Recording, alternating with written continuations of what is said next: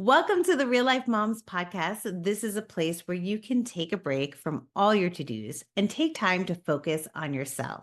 I'm Lisa Foster, your host, and I am so excited that we are starting season 7.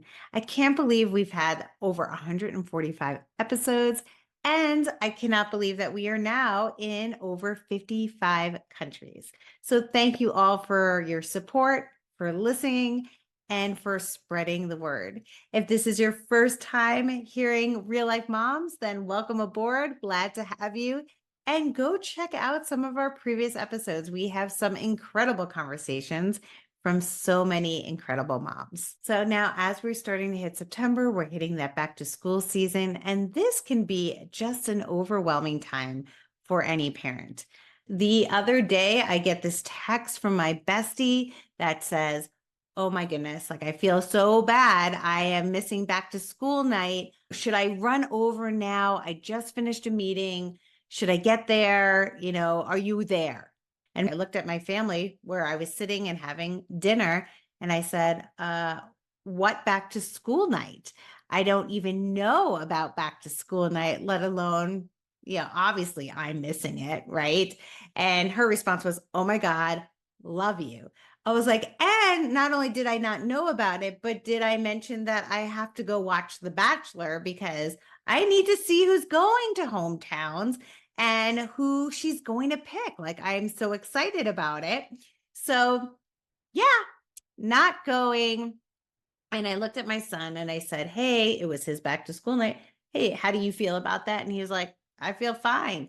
And I'm like, "Great.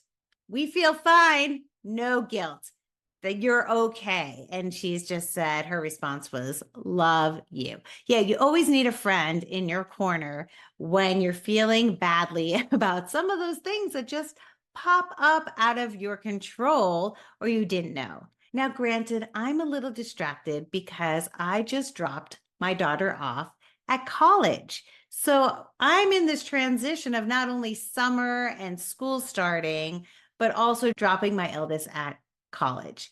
And this is a big, big thing for parents, right? Like, I feel like this is what we wait for, right? One day our kid is going to be an adult and they are going to leave our home.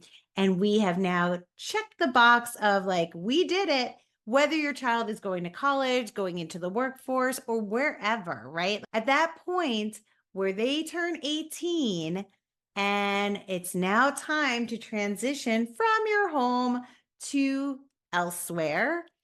That is a big thing for us. And we do need to sit and have a moment about how we feel. I have moms texting me like, "Hey, how did drop off go? We're getting ready. How are you feeling? And what is your advice?" Honestly, my advice when dropping off a kid at college is, one, bring your own dolly or something to lift those heavy boxes because nobody's helping you. And if you're waiting for one of those big things to carry all your stuff in that everyone else is waiting for, you will never move in till probably a week later because you'll be waiting forever. So bring your own dolly and bring some water and snacks because, nobody needs to be hangry when moving and lifting things. So that would be my honestly advice because that is the only thing we can prepare ourselves for. There's nothing to prepare you for dropping off your child and leaving them. Nothing. We could say there is, and maybe we've even gone through therapy to deal with that transition. But the day you need to literally leave your child somewhere else is a difficult day, no matter how much you've planned for it. The hope is that we've equipped our kids with the tools that they need to survive. And I'm going to put air quotes here, in the real world, because if you're going to college, I don't know if that's fully the real world, but it is a step into the real world. Other kids may be headed into that real world.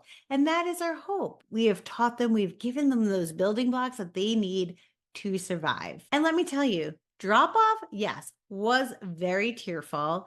There was lots of tears, lots of hugging, lots of crying, a lot more from my husband than most. He holds a lot of the emotion in our family, which is why we love him so much. But yeah, like It was tearful. It was hard. And I'm going to be honest, those first 72 hours were not easy for my child. No, she felt lonely. Her roommate that she had been talking to for months, preparing, getting excited together, the day of actually made it all the way to college and couldn't do it. She just wasn't ready. And that's okay.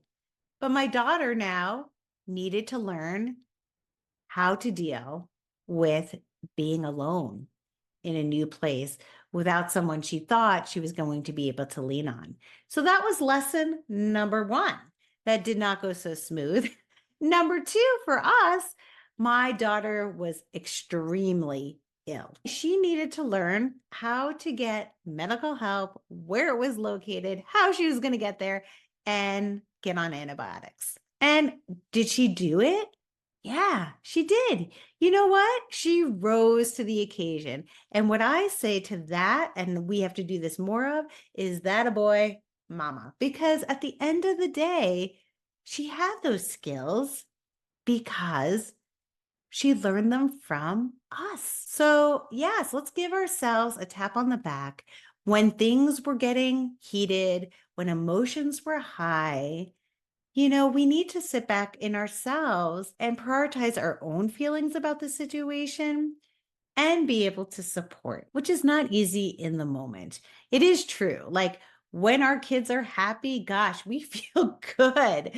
We are excited. But when our kids are struggling, it weighs on us too. And we have to remember that isn't ours to always carry. Sometimes it's okay to be there, listen, and not always have to feel like we have to solve every problem. And at the end of the day, what came out of this was my daughter actually learning that she could take care of herself. When they live in our home, they don't really know that. Her biggest fear was like, oh my gosh, if I get sick, how do I take care of myself? You guys are always there. And yeah, as much as that is lovely to have somebody there when you're ill, to know that you can do it is a gift. And she just happened to learn it in the first 72 hours of being away from home. She had gained the confidence to know that she could take care of herself. And I could have never taught her that while she was living at home. And she now knows that she is capable. And honestly, that's priceless. Our kids grow up so fast. It's so true. It's literally a blink of an eye. Although the process feels very long and hard sometimes, but it is. It's so quick. And for those that are going through this right now, dropping their kids off, their kids are leaving the house, or maybe it's happening in the next few years, and you're already starting to think and process this. My advice to you is enjoy the ride. We hear this all the time. Enjoy the ride. It's so hard to do because there are so many bumps and turns and twists and things that are unexpected. But you know what? That's life. That is just life. We are always going to have challenges. There are always going to be disagreements. Did you finish your college essay? Did you even apply? Things like that. But you know what? They're going to get that stuff done. But what's really actually the important piece that we forget about is to have fun, make memories, build bonds, because that's what's going to continue into life. Those little arguments about did you do your essays, those are just a blink in time that is going to be totally forgotten. But having those memories and fun and bonding and communication is what is going to last a lifetime and is important in the building blocks when sending your kids away. So when it's that time that your child is ready to fly that nest, leave the house, whether that's going to college or on another adventure, just remember it's just good night. It's not goodbye. Be sure to tune in next week as we'll be joined by another incredible mom with another incredible conversation. And don't forget to click on the link in the show notes and visit our website, realifemomz.com, where you can binge watch some of our previous episodes. Enjoy a mom's calming corner so that you can reground yourself and read some of our incredible blog posts. We have so many resources on our website that you can enjoy and that will help you prioritize yourself.